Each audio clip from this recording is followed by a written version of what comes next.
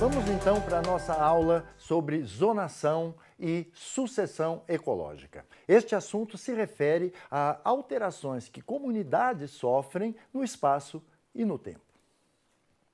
Quando você considera um gradiente ambiental, ou seja, uma direção ao longo da qual o ambiente vai gradualmente se modificando do ponto de vista deste ou daquele fator ecológico, você percebe que a comunidade, à medida que você anda por esse gradiente, ela também vai sofrendo modificações. Então, o ambiente se modifica e a comunidade também se modifica.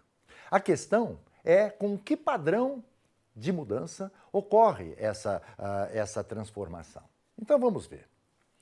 Uma primeira modalidade pela qual a comunidade vai se modificando ao longo do gradiente é a modalidade com variação contínua. Este gráfico mostra exatamente isso. Vamos analisar. Quando você olha para esse gráfico, você percebe em cada curva dessas, que representa uma das espécies, você tem uma subida, depois uma descida. Isso significa que para cada espécie existe uma parte do gradiente, um trecho do gradiente, onde as condições são mais favoráveis. E nesse trecho, aquela espécie em particular, ela apresenta uma abundância mais alta. Nos outros trechos, o ambiente deixa de ser tão favorável para essa espécie. Então, essa espécie declina e outras espécies, eventualmente, são favorecidas. Repara, olhando esse gráfico, que à medida em que você percorre o ambiente, as espécies vão se sucedendo independentemente uma da outra, de uma forma contínua. Então, quando você chega no final do gradiente, você olha, vê as espécies que estão presentes ali, e se você comparar esta composição com a composição que havia no começo do gradiente, você vai perceber que não tem nada a ver uma coisa com a outra. Mudou tudo. No entanto, você não consegue estabelecer um ponto do gradiente onde mudou. Então, a mudança é gradual, as espécies estão ali distribuídas de acordo com as suas tolerâncias em relação ao meio abiótico e as interações bióticas, as interações biológicas são muito fracas ou eventualmente nem existem. É uma questão de cada um por si e Deus por todos. Agora, vamos ver um exemplo? Aqui você tem uma montanha. A montanha é uma elevação da superfície terrestre. E a chuva vem de cima para baixo. Então já se antevê um gradiente ambiental aí. Vamos pensar? A chuva está caindo. A água leva nutrientes, ela dissolve nutrientes e carrega esses nutrientes. Então significa que os nutrientes que estão no solo, no topo da montanha, tendem a ser lixiviados para a base da montanha. Da mesma forma, o depósito orgânico, aquela serapilheira, aquelas folhas mortas que ficam sobre o solo, também podem ser carregados pela enxurrada. E a própria água, evidentemente, vai descer. Então, existe uma tendência a empobrecer o solo na parte mais alta da montanha, existe uma tendência do solo ser mais seco no alto da montanha, e existe, então, essa tendência do solo ser muito mais favorável, mais para a base da montanha. E essa variação é gradual. Agora, quer ver? Observa ao longo dessa flecha que está aqui, dessa seta vermelha que está aqui, observa como a comunidade, visualmente mesmo, a comunidade vai se modificando ao longo dessa direção. Isso quer dizer, a comunidade está mostrando para mim, pela sua modificação, que o ambiente está se modificando naquela faixa. E a gente tem uma dica disso que eu estou falando. Se vocês perceberem aqui, aqui, aqui, vocês vão ver que essas regiões que eu assinalei são mais verdes, mas porque são depressões no solo. E quando você tem uma depressão, obviamente, você tem uma tendência de acumular materiais ali e o solo na depressão fica mais fértil, mais úmido, não é? Exatamente como é aqui embaixo da montanha. Então, este é um exemplo de comunidade que é dita aberta. Aberta justamente porque você não sabe exatamente onde começa e onde termina. Não existe um limite claro entre o que é a comunidade e o que não é. Isto a gente vai perceber neste outro tipo de situação. Aqui, ao longo do gradiente, as espécies não são independentes umas das outras. Elas estão associadas uma das outras. As suas abundâncias estão correlacionadas. Quando aumenta a abundância de uma, também aumenta a abundância de uma série de outras espécies, que eu vou chamar de espécies acompanhantes. Então, repara o que está acontecendo. No começo do gradiente, você tem essas 3 espécies aqui. Mais adiante um pouco, as 3 espécies têm as suas abundâncias declinando e outras espécies, então, surgem. Mais adiante, essas outras também declinam e outras surgem. Então, você percebe que as espécies estão dispostas em blocos. Estes blocos podem ser considerados comunidades, inclusive. Por isso a gente usa o termo comunidade fechada. Não que ela seja completamente fechada, mas é porque ela tem limites facilmente determináveis. E estas zonas de transição entre uma e outra correspondem aos chamados ecótones. Os ecótones, muitas vezes, são mais ricos em espécies. Lembra a riqueza S, que a gente mencionou em outra aula? Eles são mais ricos. Por que eles são mais ricos? Porque eles ainda têm indivíduos das espécies do bloco anterior e já têm indivíduos das espécies do próximo bloco. Então, o número de espécies é maior, mas as abundâncias são menores. E isso vai se sucedendo desta maneira. Quando você olha um componente biótico num ecossistema que tem essa disposição que está aqui, das espécies em blocos, você tem o que a gente frequentemente chama de zonação. Vamos ver? Aqui você tem a imagem da zonação. Isso é um costão rochoso numa ilha próximo da Ilha Grande, no litoral sul do Rio de Janeiro. Repara como nessa pedra a gente vê os organismos sésseis, aqueles que estão presos na pedra, formando faixas de cores diferentes. E qual é o gradiente nesse caso? Como isto aqui é a zona das marés, que vai desde o limite das marés mais baixas até o limite das marés mais altas, você tem um gradiente ambiental muito forte. Esse gradiente se processa entre um nível que está sempre dentro da água e um nível que vai estar sempre fora da água. E olha, essa variação ambiental é enorme para organismos, por exemplo, que não têm resistência em relação ao dessecamento, em relação à alta temperatura que surge quando elas estão diretamente expostas ao sol. Muito bom. Foi feito um estudo, eu mesmo fiz esse estudo há anos atrás, na praia do Guarauzinho. Se você conhece a praia do Guarauzinho, lá em Peruíbe, no litoral sul do estado de São Paulo, você vai lembrar que tem a praia e na frente da praia tem uma pedra bem redonda assim, parece um coco, essa pedra.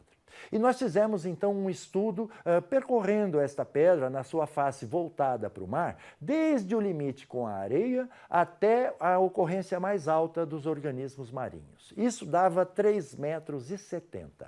Esta escala, aqui na horizontal, vai de 0, né, na verdade, até 37. São 10 em 10 centímetros. A gente observou quanto tinha e quem estava presente a cada 10 centímetros à medida que a gente subia na pedra. Foi um trabalho muito interessante. E aqui nós detectamos a presença de muitas espécies, mas entre elas algumas que a gente pode chamar de espécies dominantes. E você tem essas espécies representadas aqui em cima nessas imagens. Vamos ver? Quando você vai bem perto da areia, num nível bem baixo na zona das marés, onde a água está praticamente sempre presente, você encontra uma grande abundância, olha essa primeira curva, uma grande abundância de um organismo chamado Phragmatopoma. É um anelídeo, é uma poliqueta.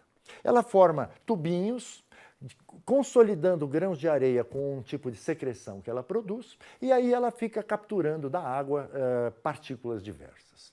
Então você tem um florescimento da Phragmatopoma, mas repare, existem outras espécies presentes. Essas são as que eu chamei espécies acompanhantes. Aqui. Muito bom.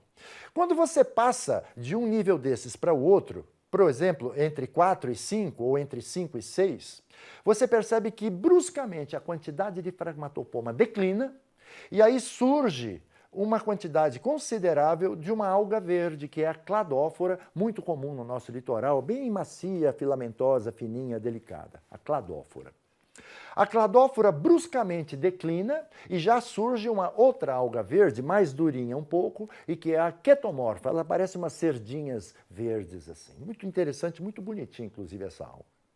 Depois da quetomorfa, olha lá, ela declina e surge a alface do mar, conhecida alface do mar, a ulva. Cai a uva, quer dizer, a população da uva declina, e aí vem uma população de mexilhões.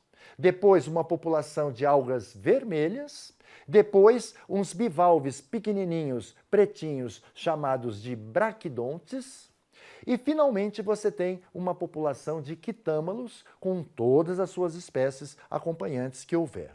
Então, você está percebendo que, ao longo deste gradiente, essas espécies, que a gente poderia chamar de estruturadoras do habitat, essas espécies têm as suas faixas de ocorrência, franca ocorrência, muito bem separadas umas das outras. E isso produz aquele esquema de zonação que nós mostramos antes. Mas tem mais um aspecto interessante que nós vamos voltar a ver quando tratarmos de ecossistemas aquáticos. Repara que deste ponto para cá, você tem uma profusão de símbolos, vamos dizer assim, no gráfico. Isto dá uma ideia da diversidade. Este pedaço todo aqui, ó, desse costão, é um pedaço de alta diversidade de espécies, enquanto que dali para diante você tem basicamente 2 espécies e umas poucas acompanhantes que não estão representadas aqui.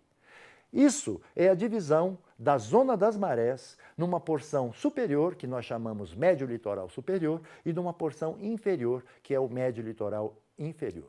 Essas duas diferem muito quanto à diversidade. Mais alto, a diversidade é menor, é de se esperar. Organismos marinhos, em sua maioria, não são feitos para ficarem expostos tanto tempo assim. O limite superior de cada um destes cinturões é geralmente dado por interações com o meio abiótico. E o limite inferior geralmente é dado por interações biológicas, por exemplo, por competição ou predação. Este é um exemplo muito clássico a esse respeito, envolvendo 2 espécies de cracas, o quitâmalus e o balanus. Vamos ver. Aqui nesse gráfico você tem fatores abióticos ali na extrema direita, você tem o impacto das ondas e a perda de água, ou seja, o dessecamento. Com relação a fatores bióticos, você tem a predação e a competição. Em azul, quitâmalus. Em rosa, balanus. Neste lado aqui, as larvas, e aqui os adultos. Vamos ver o que acontece. As larvas de quitâmalos não conseguem se fixar com eficiência quando tem muito batimento de ondas. Então, elas só se prendem onde as ondas já não batem tanto assim. Já o balanus consegue se fixar em toda a zona das marés. Mas os adultos de quitâmalos resistem mais a dessecamento do que os adultos de balanus. Então você vê que os adultos aparecem até mais alto do que os adultos de balanus. E vem a pergunta, onde foram parar esses indivíduos todos de quitâmalos? Eles foram eliminados por conta da competição, olha, com o balanus. Então o limite inferior de quitâmalos é dado pela competição com o balanus e mais. O limite inferior do balanus, note que tinha muita larva e tem pouco adulto. Isso é dado por um outro fator biótico, que é a predação por parte de outros organismos marinhos. Da mesma maneira como você tem uma modificação da comunidade no espaço, você também tem uma modificação ao longo do tempo. Isso é chamado sucessão ecológica. A sucessão pode ser primária, quando é sobre substratos que nunca foram povoados, e pode ser secundária, em substratos que já foram eventualmente povoados antes. Na sucessão ecológica, alguns organismos chamados pioneiros colonizam o substrato no início. Esta presença altera o substrato e torna esse substrato, então, adequado, favorável para a instalação de outras espécies, que novamente mexem com o substrato e tornam esse substrato favorável para outras espécies. E então, se segue a colonização pioneira uma série de estágios chamados estágios serais. Esse desenvolvimento vai avançando, até que se atinge um regime de estabilidade que é chamado clímax. A comunidade clímax é aquela que já não se modifica ao longo do tempo e fica ali estável, presente naquele ambiente. Em síntese, um substrato novo é colonizado por organismos pioneiros que alteram as condições ambientais, que tornam esse substrato adequado para novos organismos, que alteram as condições ambientais, vêm novos organismos ainda, e isso até chegar no clímax. Espera-se que a variabilidade das condições ambientais, as instabilidades ligadas àquele meio, vão reduzindo ao longo da sucessão e a complexidade estrutural e funcional do sistema vá ficando cada vez maior. Aqui a gente tem um exemplo de sucessão primária. Isso está acontecendo na pedra. É um exemplo muito bonito. Você vai perceber que você consegue, num certo momento, observar, por uma variação no espaço, alguma coisa que aconteceu no tempo. Pode parecer meio esquisito isso que eu estou falando, mas eu vou te explicar. O que você está vendo aqui é um povoamento restrito numa superfície rochosa. Esse povoamento não é homogêneo. Você está percebendo que no centro tem aquelas plantinhas com aquelas florzinhas amarelas. Depois você tem um halo verde mais claro em volta. E depois você tem mais um outro halo cor de laranja em volta. E a partir daí é a pedra. Vamos ver o que acontece. No início, ou seja, lá no centro, a primeira colonização aconteceu por conta desses líquens cor de laranja.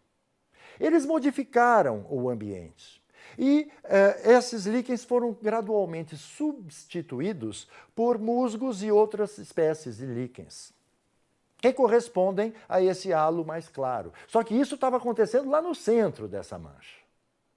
Estes organismos do halo mais claro, que nós estamos vendo hoje, eles modificaram, na época, o centro lá, as condições do ambiente lá no centro.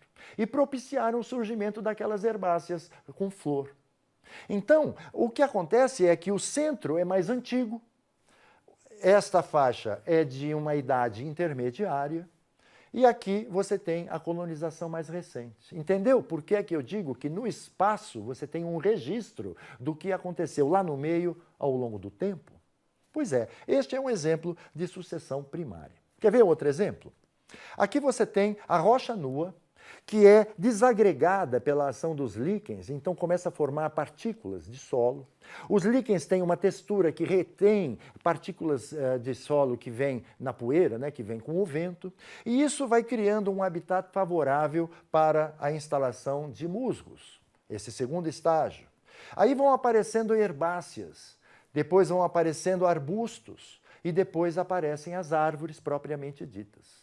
Então, lá onde está aquela floresta hoje, o ambiente já foi dominado por arbustos, já foi dominado por herbáceas, já foi dominado por líquens e musgos, percebeu? É análogo ao que eu mostrei antes. Ótimo. E a sucessão secundária?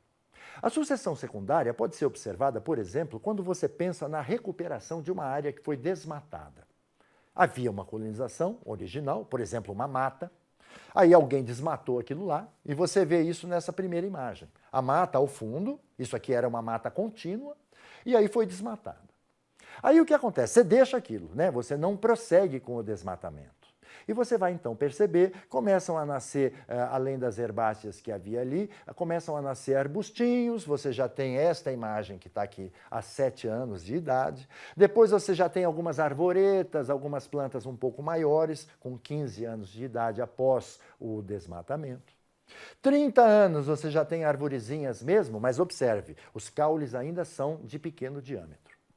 95 anos depois, árvores com caules maiores, e 150 anos depois, você já espera as árvores com caules grandes, o que quer dizer que volta à configuração original, que era aquela floresta contínua. Percebeu? Houve a recuperação da área desmatada. Muito bom? Isso é o que eu queria mostrar para vocês agora e, de novo, advirto para você ampliar os seus estudos usando os seus materiais que estão à disposição. Até a próxima.